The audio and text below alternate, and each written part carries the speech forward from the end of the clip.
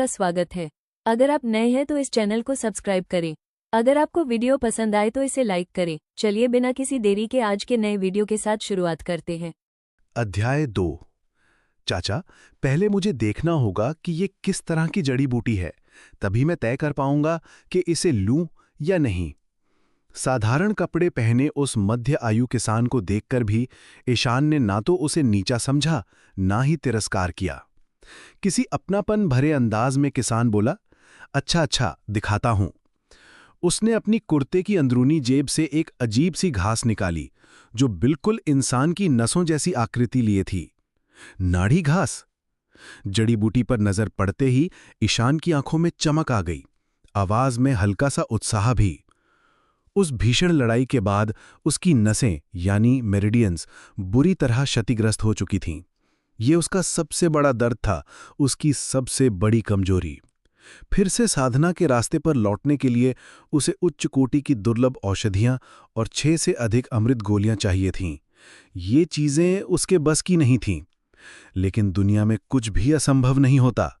उन महंगे खजानों के अलावा कुछ दुर्लभ साधारण जड़ी बूटियां भी थीं जो नसों की मरम्मत कर सकती थीं, बशर्ते कि उनका सालों पुराना होना या बहुत बड़ी मात्रा में मिलना जरूरी था।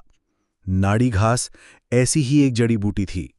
अगर यह 10,000 साल पुरानी हो तो सिर्फ एक टहनी ही उसकी नसों को पूरी तरह ठीक कर सकती है, और अगर ये 5 साल पुरानी हो तो सैकड़ों की संख्या में चाहिए होंगी। लेकिन बाजार में नाड़ी घास बेहद कम ही मिलती थी।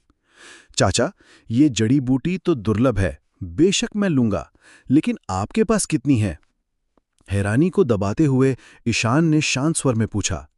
दुकान के काम में अचानक मिले किसी खजाने पर काबू रखना जरूरी होता है, ताकि सौदे का अधिकतम लाभ लिया जा सके। मेरे पास ऐसी 11 घासें हैं। कितना दोगे? किसान ने हिचकिचाते हुए पूछा। सिर्फ 11? वो भी 5 साल पुरानी? ईशान हल्का सा निराश हुआ। उसे अपनी नसों को ठीक करने के लिए कम से कम सैकड़ों 5 साल पुरानी घासें चाहिए थीं।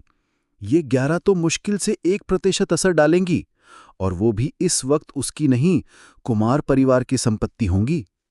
मात्रा कम है और साल भी कम। चलो ऐसा करते हैं, एक घास के 15 तांबे दूंगा, 11 घास के हुए 165 तांबे, ठीक है? बाजार में 5 साल पुरानी नाड़ी घास की कीमत थी 10 चांदी, और 1 चांदी बराबर 100 तांबे। मतलब ये सौदा दर्जनों गुना फायदे का था। लेकिन ईशान ने दाम कम रखने की वजह सिर्फ व्यापार नहीं, बल्कि थोड़ी सी निजी मनसा भी थी। किसान वैसे भी लीलानगर के पास का एक साधारण किसान था। खेतीबाड़ी करता और कभी कभार फंदे लगाकर कोई साधारण जंगली जानवर पकड़ लेता। उसके लिए 3 तांबे ही एक दिन का गुजारा करने को काफी थे, और 165 तांबे मतलब पूरे 2 महीने का खर्च। ऊपर से ये 11 घासें उसे खेत में खरपतवार साफ करते वक्त यूं ही मिल गई थीं। यानी ये तो गिरे गिराए पैसे थे। चाचा, आप पहली बार मेरे पास आए हैं तो मैं आपको पूरा हिसाब दूंगा। ये लीजिए 170 तांबे। ईशान ने 2 लड़ियां गिनी और किसान के हाथ में रख दी। और हां, अगर आगे भी ऐसी जड़ी बूटी मिले तो सीधा मेरे पास लाना, दाम आपको ठीक ठाक मिलेंगे।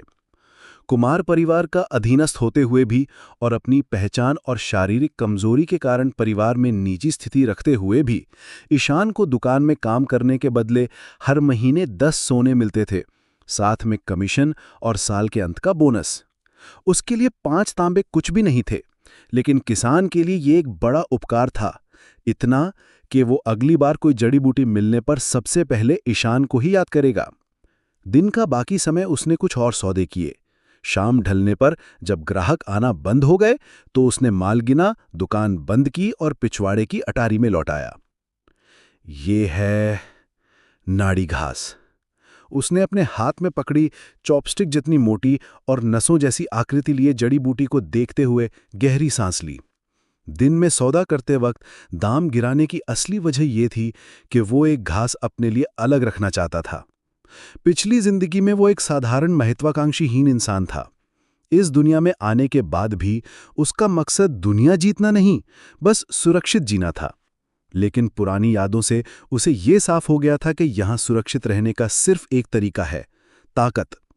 कमजोर लोग तो यहां बस किसी के हाथों का शिकार बनते हैं। नाड़ी घास से हल्की सी खुशबू उठ रही थी। उसने ध्यान से सूंघा और अचानक उसकी नसों में हल्का सा दर्द महसूस हुआ। असर कर रही है। चेहरे पर खुशी चमकी, पर तुरंत फीकी भी हो गई। काश मेरे पास अभी सैकड़ों ऐसी घासें होती। उसने सिर हिलाया और उसे खाने का मन बनाया। तभी एक अजीब सी अनुभूति हुई, जैसे वो इस जड़ी बूटी की हूबहू नकल बना सकता हो। ये कैसे मुमकिन है? उसने दिमाग झटका, मानो इस ख्याल को दूर करना चाहता हो। कॉपी पेस्ट, ये तो उसके पिछली जिंदगी का सबसे साधारण लेकिन सबसे ताकतवर कंप्यूटर फंक्शन था। वो जानता था कि कंप्यूटर में जो भी फाइल होती है उसे कॉपी पेस्ट किया जा सकता है, लेकिन असल जिंदगी में ये तो नामुमकिन है।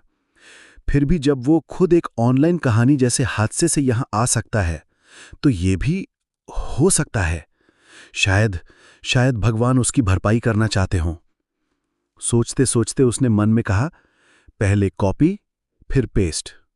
जैसे ही उसने दिल में ये कमांड दी, उसकी हथेली में रखी नाड़ी घास के पास एक और धुंधली आकृति बनने लगी।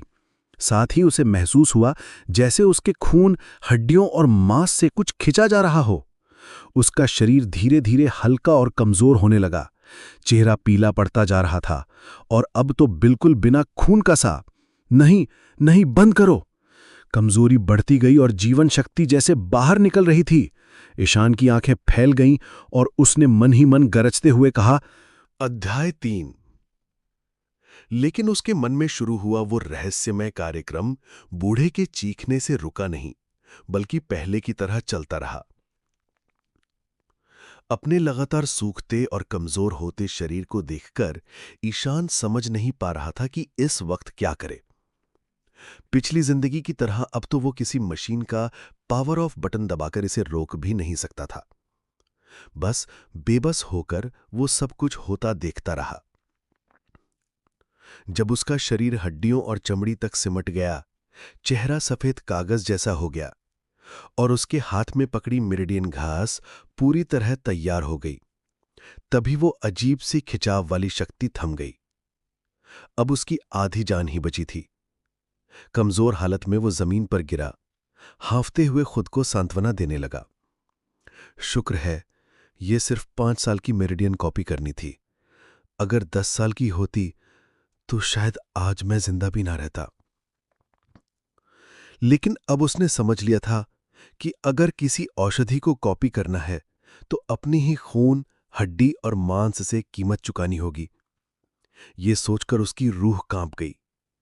अभी की हालत में उसे दोबारा कोशिश करने से डरा दिया, लेकिन मन के किसी कोने में वो इस अद्भुत शक्ति को छोड़ने को तैयार नहीं था। उसकी मेरिडियन टूटी हुई थी, उसका दर्जा नीचा था और कोई उसकी परवाह नहीं करता था।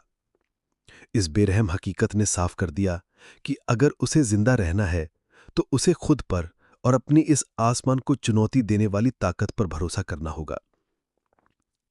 कुछ देर सोचा तो उसके दिमाग में एक बात आई। मैं शायद इस शक्ति का अंदाजा गलत लगा रहा हूं। शायद हल निकल सकता है। उसे अपने पुराने पढ़े वेब नॉवल याद आए। अक्सर ऐसी ताकतों को चलाने के लिए बहुत ज्यादा ऊर्जा या आभा, ऑरा की जरूरत होती है। ये सोचते ही उसकी आंखों में चमक आ गई। वो तुरंत कुछ लेने के लिए उठा, लेकिन भूल गया कि अभी थोड़ी देर पहले मेरिडियन घास कॉपी करने के चक्कर में उसका शरीर आधा खत्म हो चुका था। कमजोर बाजू पूरे शरीर का सहारा नहीं दे पाई और वो जोर से गिर पड़ा। दर्द से कराहते हुए उसने खुद को दिलासा दी, रुक, पहले ताकत लौटा, फिर कोशिश कर। कुछ देर बाद जब थोड़ी ताकत लौटी तो वो रेंगते रेंगते बिस्तर के पास पहुंचा और तकिए के नीचे से एक कपड़े में बंधी पोटली निकाली। धीरे धीरे खोली। अंदर कुछ सोने, चांदी और तांबे के सिक्के थे और साथ फीके से चमकते पत्थर। यही है। उसने थोड़ा चमकीला पत्थर उठाया और हथेली में रखा। जैसे ही उसने पकड़ मजबूत की, कार्यक्रम फिर से शुरू हो गया। दिमाग से एक खिंचाव निकली जो उसकी बाजू से होते हुए पत्थर को सोखने लगी। 1 मिनट से भी कम में वो हल्का चमकता पत्थर अंधेरा पड़ गया, मुलायम होकर बिखर गया और उसकी उंगलियों से फिसलकर पाउडर बन गया। उसके सामने बिल्कुल वही 5 मेरिडियन घास थीं जो अभी थोड़ी देर पहले कॉपी की थीं। ईशान की आंखों से आंसू निकल आए। अब अब मैं अपनी किस्मत खुद लिखूंगा। मन शांत होने के बाद उसने बाकी 6 पत्थरों को भी उसी तरह इस्तेमाल किया। इस बार उसे 24 मेरिडियन घास मिल गई। मतलब जितनी ज्यादा आभा होगी उतनी ज्यादा कॉपी हो पाएगी। ये पत्थर साधारण नहीं थे। इन्हें अपूर्ण स्पिरिट स्टोन कहते थे। ये असली स्पिरिट स्टोन जितनी शक्तिशाली नहीं थे, लेकिन हवा में फैली आभा से कई गुना ज्यादा ऊर्जा इनमें होती थी। कमजोर योद्धा अक्सर इन्हें साधना के लिए इस्तेमाल करते थे। इन 7 पत्थरों को पाने में ईशान ने अपनी कुल संपत्ति का 1/3 खर्च किया था। अब वो सब खत्म हो गए, लेकिन उसे जरा भी अफसोस नहीं था। जो चीज इस्तेमाल ना हो वो कूड़ा है। अगर इससे मेरी टूटी मेरिडियन ठीक हो जाए और मैं साधना कर पाऊं तो जितना भी खर्च हो मंजूर है। दीपक जलाकर ईशान ने मुश्किल से बिस्तर पर बैठकर सामने रखी 31 मेरिडियन घास को गिना। गहरी सांस लेकर उसने एक घास मुंह में रखी, धीरे धीरे चबाई और एक सांस में निकल ली। जैसे ही घास का रस उसके शरीर में पहुंचा, एक भयानक फाड़ देने वाला दर्द उसकी नस नस में फैल गया। ईशान का चेहरा मरोड़ खा गया। उसे मालूम था कि मेरिडियन की मरम्मत दर्दनाक होगी, लेकिन ये दर्द उसकी कल्पना से कई गुना ज्यादा था। Thank you for watching this video. Please like, comment and subscribe for more videos.